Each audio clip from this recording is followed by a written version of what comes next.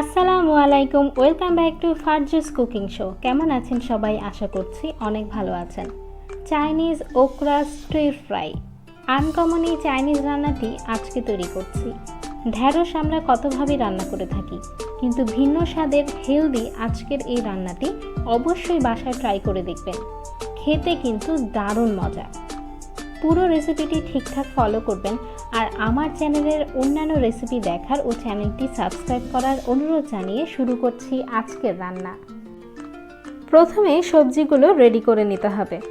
আমি 250 গ্রাম ঢ্যাঁড়স, 50 গ্রামের মতো একটি পেঁপে এবং পাকা লাল মরিচ নিয়েছি 7-8টির মতো। পেঁপের বদলে অন্য সবজিও ব্যবহার করা যাবে। ঢ্যাঁড়সটাকে আড়াআড়িভাবে কেটে নিতে হবে। একইভাবে মরিচগুলোও কেটে নিচ্ছি। এই রান্নায় ঢ্যাঁড়স ও মরিচ আড়াআড়িভাবেই কাটা হয়ে থাকে। এরপর পেঁপেটাও কেটে নিচ্ছি।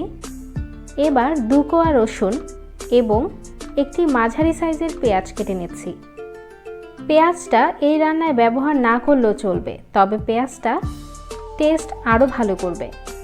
সব উপকরণ কাটা শেষ, এবার মূল রান্না শুরু করছি। চুলায় প্যান বসিয়ে 1 টেবিল চামচ তেল দিয়ে দিচ্ছি। সয়াবিন, অলিভ অয়েল বা বাটার যে কোনোটাই ব্যবহার করা যাবে। রসুন কুচি দিয়ে দিচ্ছি। চুলার আঁচ মিডিয়াম থেকে একটু উপরে আছে। রসুনটা কালার চেঞ্জ করতে শুরু করলে পেঁপেটা অ্যাড করছি। যে সবজিটা সিদ্ধ হতে একটু বেশি সময় লাগে সেটা আগে দিয়ে দিবেন। 1/2 চা চামচ লবণ অ্যাড করছি। 2 মিনিট ভেজে এতে পেঁয়াজ কুচি দিয়ে দিলাম। এটা যেহেতু স্টির ফ্রাই, তাই রান্নাটা দ্রুত করতে হয় যেন সবজি থেকে কোনো পানি বের না হয় আর সবজির কালারটাও চেঞ্জ না হয়। পেঁপেটা অবশ্যই পাতলা করে কেটে নেবেন।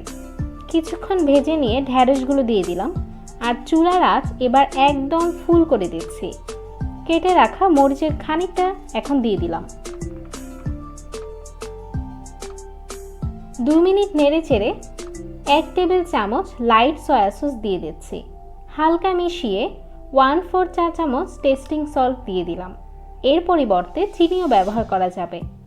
এবার বাকি মরিচগুলো দিয়ে দ্রুত নেড়েচেড়ে ভেজে নিব। এই সবজিটায় একটু ক্রাঞ্চি ভাব থাকে, কেননা রান্নাটা আমরা হাই হিটে করছি। মোটামুটি সিদ্ধ হয়ে আসলে এতে আরও 1 চা চামচ তেল দিয়ে দিলাম। এতে রান্নার গ্লেজটা আরও ভালো আসবে। আরও 2 মিনিট নেড়ে চেড়ে এতে 1 চা চামচ সাদা তিল দিয়ে দিলাম। তিলের সাথে ভালো মতো মিশিয়ে রান্না করব আরও 2 মিনিটের জন্য। চুলাটা বন্ধ করে দিয়ে এবার রান্নাটা শেষ করছি।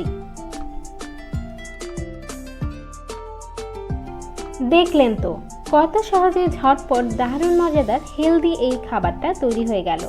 আমার চ্যানেলের অন্যান্য আরও মজাদার রেসিপিগুলো পেতে চ্যানেলটি প্লিজ সাবস্ক্রাইব করবেন।